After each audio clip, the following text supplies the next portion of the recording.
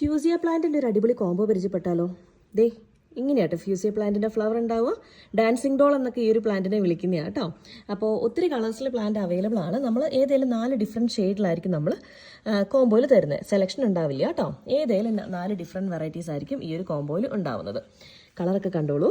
അപ്പോൾ ഇതിൽ നിന്നൊക്കെ ഏതെങ്കിലും 4 ഡിഫറെൻറ്റ് വെറൈറ്റി ആയിരിക്കും വരുന്നത്. 4 പ്ലാന്റിനും കൂടെ 499 രൂപ ഇൻക്ലൂഡിങ് പോസ്റ്റേജ് ആണ് കേരളത്തിനകത്ത്. 499 റുപ്പീസ് ഇൻക്ലൂഡിങ് പോസ്റ്റേജ് കേരളത്തിനകത്തേക്ക്.